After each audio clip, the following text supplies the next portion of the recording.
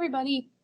Today we are talking about point of view. So I have on my screen a little point of view reference sheet, and point of view is something that we've already worked on, so it should just be a review for you, and I'm going to go over the assignment as well today. So just to give you a brief overview, point of view, if you look up here, it said in this blue talking bubble, it's the way in which the author allows you to see and hear the text. So you learn it from, one of the character or a narrator or some sort. And it says it tells the reader how the character or the narrator thinks and feels about the event. So it just depends on who it's coming from. So your first person is going to be over here, kind of this blue, more of like what the actual character sees and hears and thinks.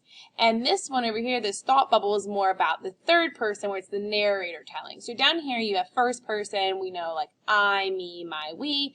Third person is the narrator, and it's he, she, they, them, those types of words. And we know that. We're good on that. What I want you to focus on today is down here is this perspective. And perspective is the way you see something. It's different for each person. So the book you're reading today is about different crayons in a crayon box and their perspective of Duncan, who is the owner of them. He's the one that colors with them, and how they feel about their job or their duty. And that's what you're focusing on. When you listen to the story, you want to listen to how that specific crayon is feeling, or how they're acting, what they might be saying, what they might be thinking. And that's what we're looking at. Not so much whether it's in first person or third person, but more so we're looking at the point of view and the perspective. So for example, you are going to do this worksheet. So the first thing that you're going to do is you're going to watch the day the crayons quit. And it is a read aloud, and it's going to be so funny. You're going to think it's hilarious. And you're going to watch that video. And if you need to go back to help fill this sheet out and kind of re-watch each little section to kind of get a better idea, you can.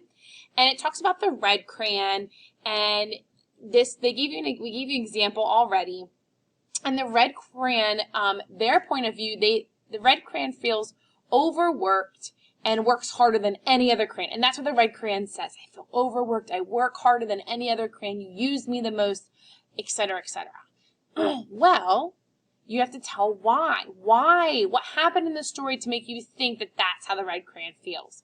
So we use our reasons that he colors so many things that are red, and he has to work holidays, Christmas, and Valentine's Day. So those are the reasons that the crayon says in the story that makes him feel like he's overworked. So that's a perspective. So when you get to purple, you're going to listen to how purple feels, and you're going to write it down, and then you're going to give the reasons why purple feels that way. Same with beige, gray, white, black, green, yellow, orange, blue, pink, peach, and then Duncan as well, okay? And like I said, I would watch it one whole way through, watch the story the whole way through, and then answer the ones you feel like you can, or go back and kind of rewatch each one and chunk it into sections to give your brain a little bit of a refresher. But the voices in this video are just so funny. It's hilarious. I think you're really going to enjoy it.